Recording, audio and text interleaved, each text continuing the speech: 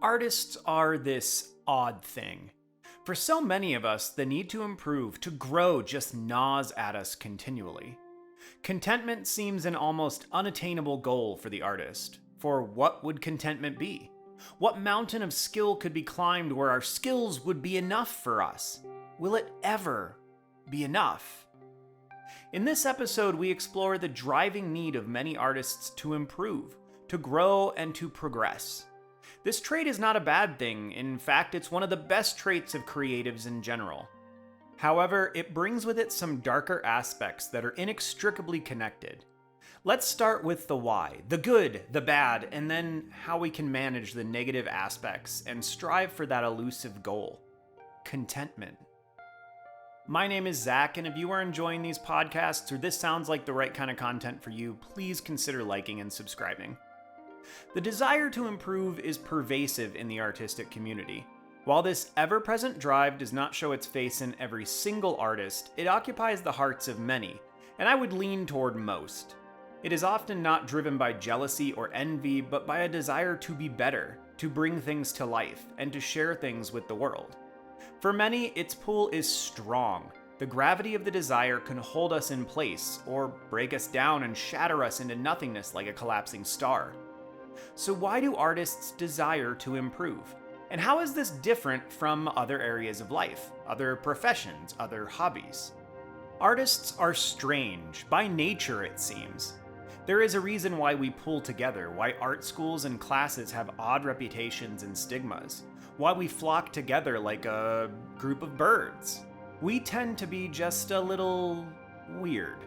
Most people loosely desire to grow and to improve, but there seems to be almost an inbuilt moral imperative in artists to do so. It is not uncommon to run into a hobby artist who just enjoys the process. But when you are in school, when you are surrounded by other artists, even in a profession, maybe where you're secure with your position, it seems like it's condemnable to be the artist who does not desire to push forward, to improve, to grow. It seems odd to ask an artist, like, what are you currently working on? What are you studying? What are your goals for the near future? For them to turn around and say, well, I haven't really thought about it. I'm okay with where I'm at right now.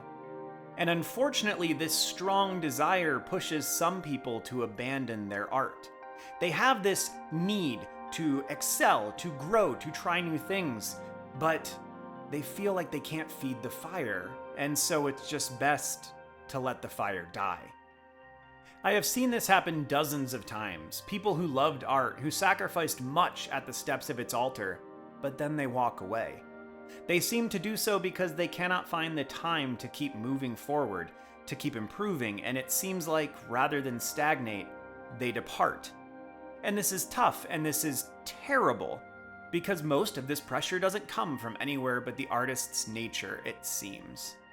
Artists and creatives have goals, even if they are unaware of them. Almost every young artist I run into can tell you exactly what they want to do with their artistic life. To be more accurate, they can tell you exactly what they think they want to do. It's easy as a young person to dream and to have goals. As we get older, sometimes we unfortunately lose the ability to dream, or rather, we lose a freedom that we perceived we had in our youth to dream. It's admirable in a child to have dreams of crazy, far-off things that probably can't be attained. We've all run into kids, presumably, that wanted to be astronauts when they grew up, or even wanted to be Spider-Man. Things that are probably not going to happen. I mean, Spider-Man might happen. You never know. Technology's going in some strange places.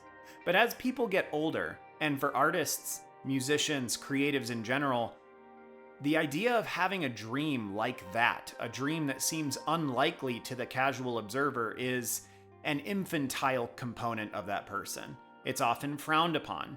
If you are 17, 18, 19, finishing or have just finished high school, and your parents have to tell their friends that, oh, my kid wants to be an artist, there's an element of shame in the United States culture to that. It's unfortunate, it's not a good thing, but that can push some people away from these things that they're naturally drawn toward. We seem to have something that we want to do as artists, and moving toward that requires work and requires dedication and constant improvement. So we have these goals even if we're not always aware of them. But artists don't seem to let go of the dreams and the goals. They just go dormant like a polar bear buried beneath the ice and snow for a long winter, but they do not die. Artists often have something to prove, and this comes in many different flavors. Often they have something to prove to themselves, that they can do the thing that they're talking about, that they can learn how to draw figures, that they can make a comic book. There is a sense of pride in setting out to accomplish a thing and then, at the end of the day, finally accomplishing it.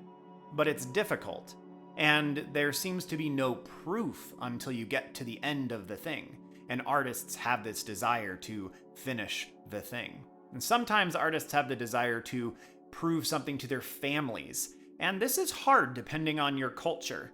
Like I mentioned earlier, in the United States, there is a pervasive movement in the culture to be oppositional to creative jobs. They're seen as less financially stable, and that might be the case, but honestly, considering how the last dozen years have gone, especially the last 5 years, what job really is reliable when we're forecasting 10 or 15 or 20 years down the road? We don't know. AI is coming into the picture. It's doing things we never anticipated that it would. We don't know what jobs are going to look like. So while I'm kind of going off on a tangent here for a moment, there is a sense that the way that things have been is how they will always be, and I think that we are in an era where that is less true than it has ever been before. But depending on your culture, on where you're coming from, the desire to prove something to your family can be especially strong. I often had pieces of this when I was growing up. I had a desire to prove something to my father that I would be able to do something artistic. I look back on that now and I'm a little bit bummed that that's how I approached things, because it kept me in some ways from doing what I really wanted to do. I'm fortunate enough now in my mid-30s to be able to start tackling those things. And I just constantly fight the fear and trepidation and angst and depression of, why didn't I start 15 years ago? But again, those are useless thoughts. Some artists have a desire to prove something to their society, to their culture, and specifically to a culture that is unkind to its creatives, who doesn't understand them, who criticizes them because they don't fit into the cleverly devised box. I've already touched on this with the last couple, but I think it's worth mentioning. Maybe you don't feel like you have something to prove to yourself. You've got a great sense of self and you have accomplished things. Your parents are loving and amazingly supportive, but maybe you still feel like you have to stick it to your culture, to your society. Those are just some of the most common reasons I came up with from my own personal life, from a little bit of research, and from touching base with many artists over the years. If you have any additional, I would love to hear about them in the comments below. And in fact, even if yours are just one of the ones that I already named, please let me know in the comments below. It's encouraging, I think, to display that openly, and also there are other people like you who will take some solace, find some joy in having someone else who's in that same place in their journey. So what can this desire to improve lead to? Because it's not just a bad thing. There are many great things that come from it. I'm going to touch on the good side really quickly, as I hate tending negative all the time, and then we will move into the things that we can work on. So what is the good that comes from this? Well, actual improvement comes from this. When you desire to grow, when you have desires to improve, the chances are that you're going to continue to put time and energy into that thing. And if you don't let yourself be overcome with the angst and the sadness because of how much time it's going to take to improve, you can actually make some huge, remarkable leaps in quality of your skill, and you can develop things that you haven't before. Often this manifests in taking a class, setting up accountability with some of your friends, joining a Discord community where there are weekly challenges. If you really desire to grow, we live in a world that fortunately has the ability for us to find all of the things we need to grow. I couldn't begin to tell you how many videos I've watched on YouTube, how many channels I've found that have wonderful explanations on very specific things for artistic growth. I keep my content fairly broad. I'm trying to appeal to creatives in general, but there are artists where if you want to just know how to improve at ink, you can go find Alphoso Dunn. If you want help on growing your traditional art skills, drawing with a pencil, Zapata is fantastic. Proko is as well. Stan Prokopenko does amazing jobs with his classes, and they're often very entertaining. Looking to improve concept art for moving into the video game industry, or even just some trading card games? Trent Kaniuga is your man. There are so many resources, and I could go on and on. These are just the ones that came to my head and are just there floating in the ether behind my eyes. There are tons, and all of them are free. Now, I've taken some paid classes from some of them, and I have to admit that the paid classes are often much higher quality. But if you are a young student who just wants to grow, who has this desire to actually improve, if you can hold on to that, then you can move mountains for free. And if you're willing to spend some time and a little bit of money, you can improve even more dramatically. So, of course, one of the good aspects here of the desire to improve is that you can actually improve. And as you move through that journey, you often pick up skills that you did not anticipate. When you have the desire to improve your artistic skills, you might end up just stumbling into learning how to photograph things, learning how to write about your art, learning how the community discusses art, learning how to cancel or work people through pieces of their art that are troubling them, help people understand how to use their art as counseling or therapy for themselves. There are so many adjacent skills that you just end up taking in. As I started recording videos and podcasts for YouTube, I started running into, oh my goodness, I haven't recorded an edited video in 20 years. I had to relearn those things. I had to relearn how to take photos. I've been working more in Photoshop with my graphic design background. I've been working on video capture through my computer, through devices, even on my PlayStation and my Switch recently, using the camera to do the same things. All of these things are adjacent skills, learned skills that I'm picking up because I have this desire to continue improving. And I've run into this with lots of artists over the years, that they pick up skills in programming, skills in 3D printing, skills in public speech, skills in business, all of which because they have a desire to improve on their art, and they pick up these other things as they move forward. And of course, one of the greatest joys of learning anything is the ability to pass it on to others. The desire to continue improving at a thing means that you understand how grueling it is, how difficult it is. And when you run into other students who are learning, who have the same desire, or even just an infantile version of it, you can identify with them, and you have the ability to pass that on. I have talked several times on this channel about how art doesn't come particularly naturally to me. Music does in a much more solidified sense. Now, I'm not an amazing musician, but most of the things that I've learned musically are just things that I've picked up from doing it. So when I've had people over the years who've asked me to teach them how to play guitar, in my hubris, I tried several times only to realize I am a terrible guitar teacher. But I'm a pretty decent art teacher because it was not easy for me to learn any of the pieces that I've learned. All of them have been fought for, which means when I run into a student who's struggling, I understand that struggle and I can pass on what I have learned to them. And that's why I got so much joy out of doing it in the classroom for those 11 years. It was a wonderful experience. The desire to improve will often push you to finish things, to learn skills that you wouldn't have otherwise, to complete things of substance. And this is something that you can take pride in.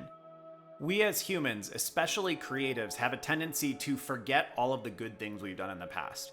We hold on to all of the negative things, of course, we never forget those, but we don't tend to remember the things that we took pride in when we completed them. The beautiful part about art is that most of what you've done continues to exist. It's not like a musical performance where unless it was captured, it's no longer there. It's gone off into the cosmos somewhere. If you completed a painting that you loved, that you were proud of, it still exists. You can go back to it. You can remind yourself that you really can accomplish things, that you can learn new things, that you can triumph. And it's really important for us to have something that we can look at and know that we accomplished.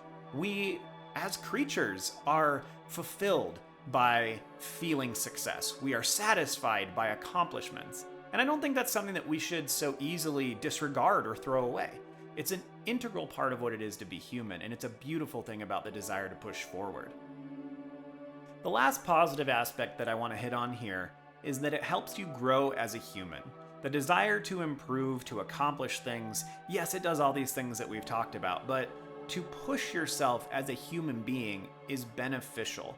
Life is difficult, and it's difficult for all of us, to varying degrees, of course. Some people have it substantially harder than others, but life is hard, and pushing through and harnessing the desire to improve benefits you as a human being. Not only does that give you empathy for other humans as they struggle, but it helps you to realize your own true potential, to understand what you are here to do, what you can accomplish. To grow as a human being, I don't know if there's another greater positive thing that we could talk about. And so I'm going to end our positive things right here, that the desire to improve can put you into a situation where you grow as a person, you grow as a human being. So let's start now going over some of the negative aspects, the negative things that can come from this. Before I go into it, I do want to take just a moment and talk about why I do it this way. I don't think it's necessarily a great thing to always look at the negative and pessimistic aspects of things, but the chances are that if you are a creative person, you have felt some of the negative aspects of the things that I cover in these videos and podcasts. And I feel like focusing on the negative is beneficial as long as we're looking at what to do with that. And that's my attempt here. That's my hope, is that one of or more of these aspects that are negative will resonate with you as a creative, and you'll go, yes, I agree. And then hopefully I can just unpack a couple things that will make it a little bit easier for you moving forward. And this isn't because I have some profound wisdom. I've just worked with lots of people. I've struggled with things in my own life, and I've served this purpose. And so I hope that through this exploration of going through the reasons why, the good, and then the bad, and then what we can do with that, I just hope that it's beneficial to you as a creative individual. So that explanation aside, let's talk about the first thing here, the first negative aspect of this desire to continually improve and move forward. And that is feeling like it is never good enough. So when is good enough good enough? This is a difficult question for many artists to answer, myself included. I desire to be better, but I have no concrete example of what that better is. I think I do. In fact, if any given time somebody asked me, well, what's your goal? I could lay that out probably in 20 or 30 seconds. But once I hit each of these goals along the path, or as I get closer to a goal, I realize either that goal wasn't exactly what I wanted, or that the goal is way further away than I thought. So it's easy to disregard progress because you're not improving fast enough, or you don't feel like you've progressed enough. And it's difficult because it probably won't ever be enough. As artists, this desire to improve doesn't seem to ever go away. Most of the professional artists that I listen to, or that I've read books that they've written, or anything along those lines, I've never run into one who didn't seem like they were just an arrogant jerk that seemed like they were okay with where they were currently. It's just not so much in our nature, and it's one of the biggest detriments. It's so easy to feel like it's not enough. And in truth, if you stick to this by primal nature, it probably never will be enough. And this is a really dangerous place to live. It can lead to having too high of expectations for your growth as well. Focusing on growth often means we give in to what I talked about last episode, overthinking. Because we tend to spend so much time in our own heads, we can trick ourselves into thinking we will grow and improve faster than is likely possible. A lot of master artists talk about the fact that your eyes develop faster than your hands. And what this means is that our ability to see the lackluster things and components in our art develops far before our ability to actually represent a thing, to replicate a thing. In this way, unfortunately, we always feel like we're behind. So unreasonable expectations are the gateway to disappointment. And unless we very carefully maintain our expectations, they have a tendency to run wild on their own. This can also result in being unkind to yourself. Artists, unfortunately, tend to be much kinder to others than they are to themselves. It's easy to slip in self-blame, self-doubt, and even self-abuse because you aren't living up to the aforementioned expectations. I saw this many times with my students. Frequently, a student would get up, present their piece to the class, or even just complete a piece in general. And when I would follow up with a student, talk to them afterwards, 9 times out of 10, that student was sure that their piece was the weakest in the class. Now, even if math is not quite your thing, I don't need to walk you through the fact that that can't be true. That just can't be true, mathematically speaking. But it was the feeling of 90% of my artists through 11 years, so thousands of students. Artists are often terrible at taking compliments as well. I've seen this with students the entire time, but I see it in myself as well. When I get compliments, I have to fight back to a headspace where I can accept them for what they are. I can see my skill and my growth better than anyone, and I'm too close to it. I can only see the trees most of the time, and when someone comments on the forest, I'm too close. I can't see that piece of existence. And most of the time, compliments are very well intentioned. They're encouragement. And we need to accept that, especially as artists, we need to accept that. Now, sometimes this is apt in certain cases where somebody is complimenting you on your painting and they have no experience when it comes to painting. And we can kind of justify that in our own heads, right? This piece, my mom said this piece was great, but it's really not that good. And she doesn't know anything about art, so I can't really take her encouragement. But you know what? Most of us do the same thing when artists or teachers compliment us. I have many times over given students good positive feedback, specific feedback, not just generic, stupid, oh, it looks good, it's a beautiful painting. Like, very specific feedback that I meant, that I was not pulling the wool over anyone's eyes in this situation. And the students still wouldn't accept it because from their perspective, it wasn't true. And it's difficult to put that aside. But the reality is, as an artist, you have to learn how to take the compliments of other artists at the very least and understand that they're not messing with you. They're not lying. Please, just take it. Just take the compliments. This whole set of things can lead to walking away because you couldn't keep up with your own expectations. This is tragic, and it happens far more often than I wish I could tell you. Desiring constant growth can push you to walk away from the things you love. Perhaps the heartache about your perceived lack of progress is too much to bear, or perhaps you are just tired of pushing. And this leads into the next one, burnout. Pushing constantly can just be too much for the body and likewise the mind. Perhaps you don't turn away entirely, but you run your tank entirely out of gas, and now you'll need time to recover. Ironically, if your goal is constant progress, you can find yourself in the state of burnout, making no progress at all.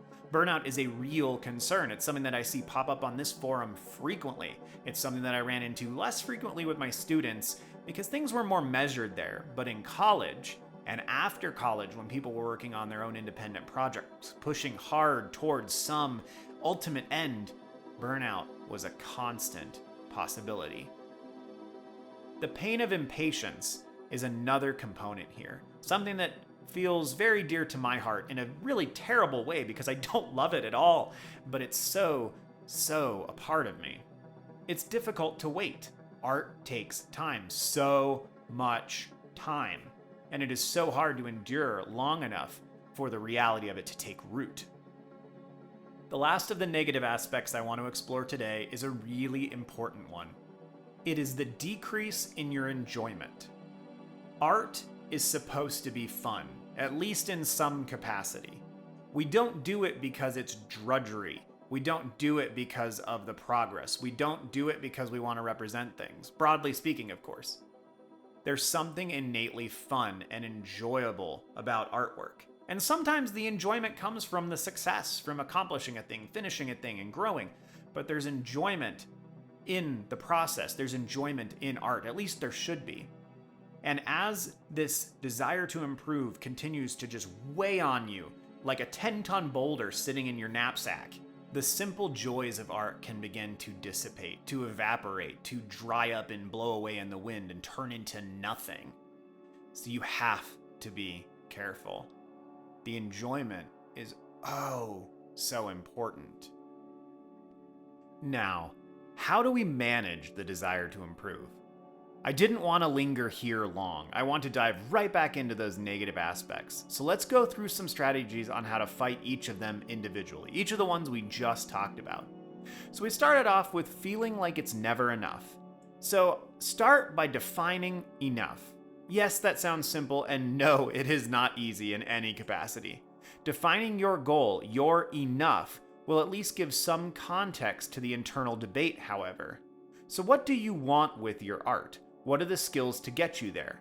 Focus on individual aspects and focus your intention.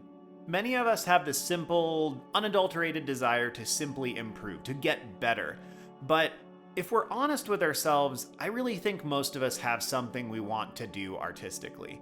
Now, maybe it is as simple as I just want to finish sketchbook pages that I'm happy with. Maybe it's you want to get in a gallery, or it could be as monumental as you want to make movies, you want to write books, you want to do the covers for books, etc. There are so many options here, I could just keep going on.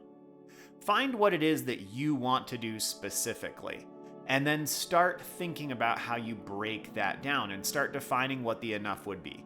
So here's just a quick example.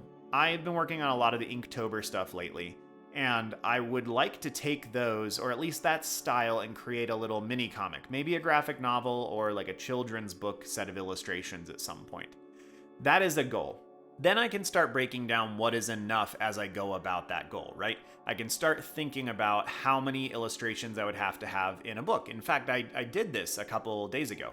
I sat down with one of my daughter's books, this fantastic book she has called Julia's House for Lost Creatures, I believe. I'll put it in the description because it's a fantastic book if you have a young kid.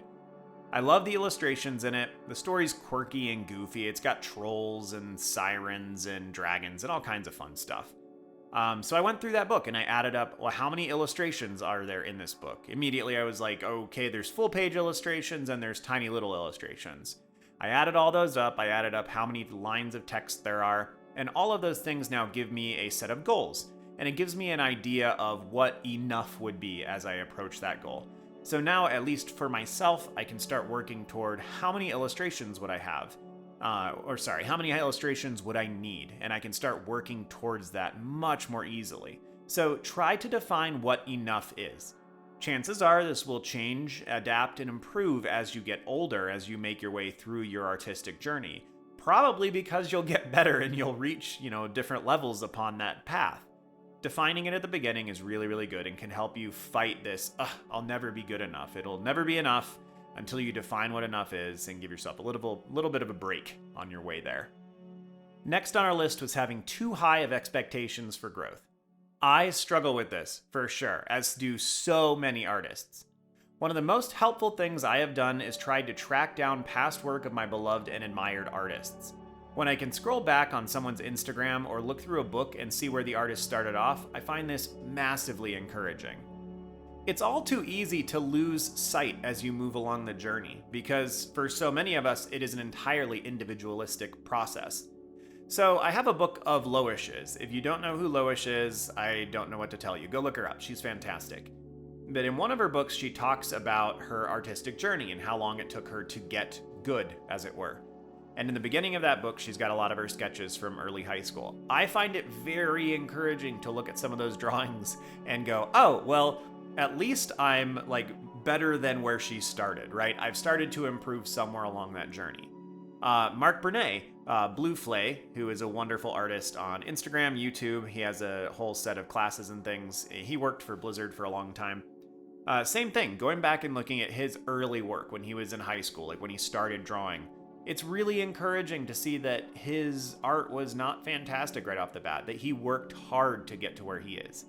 I think we all know this internally, right? We understand the fact that you have to practice really hard and put in a lot of time, but it's hard to observe in ourselves because we sit with ourselves all the time. 100 hours of progress takes a long time, maybe months, but sometimes when we can see it in other people, it's a little bit more encouraging and it's more helpful. So that's something that I like to do.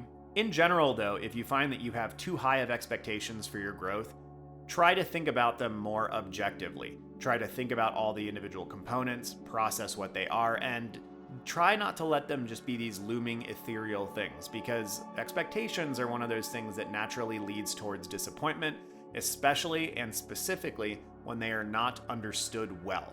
So try to understand your expectations and try to make sure they're rational. And I do this by trying to find other artists and basically make sure that, they didn't spring out of holes in the ground with excellent levels of skill. And so far, I've uncovered that 99% of people have to work very hard to get good. The next on our list was being unkind to yourself. So if you find that you are unkind to yourself, that you don't give yourself much of a break when it comes to your desire to push forward, Start taking the feedback and encouragement of others to heart. I mentioned this earlier, artists are really good about giving positive feedback, but they're usually terrible at taking it. Wrap your head around the fact that when fellow artists tell you information about your art, they're probably telling you the truth because they're just like you, and the last thing they want is to have somebody tell them something that is just a load of BS. They want actual feedback, and so when they give it to you, trust them. Trust that what they're giving you is true. Don't trust your own opinion only. Don't only trust other people's opinions either. It's this, Aristotelian mean. Always. Seems like, at least. So think about the things you say that are kind to others, and practice saying those to yourself. This sounds a little trite, or maybe a little new agey, but I think there's a lot of benefits to it. A lot of therapists and counselors will talk about things like this. You are taking the same kind of kindness that you give to other people, and you're trying to give it to yourself. Remember, you are worth it. You are valid. Your art, your stories have value. They're important. They're important to you as a human being to get out there. They're important to you as an artist, because if you don't do something with them, you're going to go slowly crazy. And they're valuable to the world, because you become a better person when you get them off your chest and when you do what you need to as a creative person. So please be kind to yourself. You deserve it. You deserve the same kindness that you give to others. The next thing we had was walking away because you could not keep up with your own expectations. So hard. But first of all, remember that this will not kill your need to make things. Just walking away will not somehow end this desire that you have to improve, this desire that you have to gain prowess in something or to create your worlds and see them realized.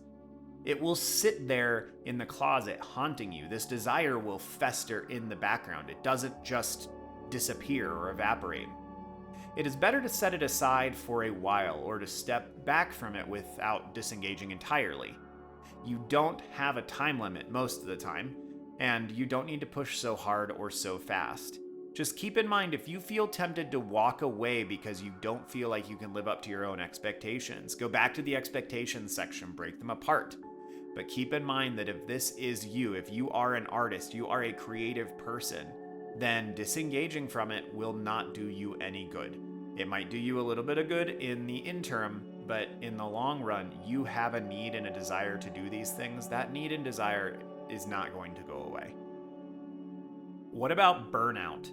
So try thinking of your art like a sport. When you work out or you play a sport, you have to be careful not to push it too far, to pull a muscle or strain your body. Art is no different. Take breaks. Regiment your schedule. Don't push so hard all the time. There's a reason that professional athletes don't play game after game after game after game, or if they do, they play with slightly different renditions of the team. There's a reason that there's usually several days, if not a week, in between games. The body can't handle the stress of the actual thing constantly. Likewise, don't do only projects with your artwork, and don't do only practice either. You don't see any professional football teams finding any satisfaction in just practicing and never actually playing a game. You have to balance the two. So look to sports. If you encounter burnout in your life, sometimes artistically, look at sports and how sports professionals handle it. They've got a pretty good handle on it because the body, it's harder to sit there and look at somebody's sprained ankle and say, oh, that's just in your head.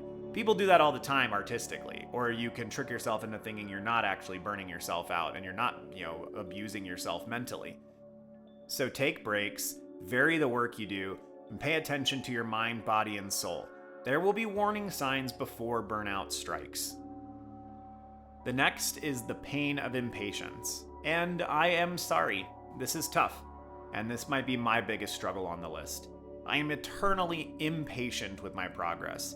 Every time I get a compliment from anybody about anything that I'm doing artistically, it's always so encouraging, and I can't take it in most of the time because I just feel like as much as I've improved, it's such a minuscule quantity in comparison to the unfathomable ocean of skills that I desire. Remember, it takes long for almost everyone. In my life, I've only had a couple people that I've run into who actually come at art from a natural point of view, where they are just so talented from the get-go that it upstages everyone. It does happen. I have at least 2 cases I can think of in my mind, but I've worked with thousands of students. I went to art school and I spent time in high school with a lot of art students and art classes as well. I've been around a lot of artists, and I've only run into two that I can definitively say they were born with some capacity here that is surpassant to the average human being in a grotesque way, let's say, from the perspective of all us normies, right? So find ways to enjoy the steps, and even if it takes longer, make sure that you find a way to make art enjoyable for you. So the journey is going to be long, and impatience is understandable. It's relevant. I certainly identify in that capacity. But I'm working hard at finding ways to enjoy all the little bits and pieces of what I do. When I hear back from people from these podcasts and these videos, it's lovely because it's like touching the artistic heart of another individual. And a lot of the drawings that I'm working on are just far more enjoyable. I'm working on my stories. I'm getting to do pieces like this where I'm actually bringing pieces of those stories to life. I'm finding ways to make my art more enjoyable for the long haul. I would recommend that you do something similar. And finally, to the last of these negative aspects of pushing forward constantly, is the decrease in enjoyment. What I mentioned earlier is probably the most important thing to kind of hold on to here. Remind yourself what this is all for. There's some purpose behind your art, right? It might just be keeping you sane. I'm not sure, but there's got to be some hidden purpose behind it. So remind yourself of what that is. Be humble and don't think that you have to do it alone. It's easy when you're younger to feel like you don't have to tell people that you're struggling. You don't need to use references. You don't need to take classes. Forget all of that. Art is complicated, ridiculously complicated. It's okay to struggle. It would be really surprising and weird if you weren't struggling. So open up to other people and use references. Use tools that make your life easier. There's no shame in doing those kinds of things. Try partnering up with other people and share what you're feeling. I find frequently that when I talk about my emotional struggles with my creative endeavors, that the speaking about it helps tremendously. Just talking about it, voicing how frustrated I am about a particular component helps tremendously. And I would encourage that you try to do the same thing. Confide in people that are close to you. People that love you, that give you their affection, and that care about the artistic things that you're working on. The constant desire to improve can be a wonderful ally, or a torturous demon. This is the way of things with much of what it is to be an artist, so try to harness the beautiful aspects and fight the negative ones. As always, thank you for listening. I would love to hear from you in the comments below. Let me know which of these is your biggest struggle, and more importantly, any strategies you have discovered to combat it. Have a good one, y'all. See you soon.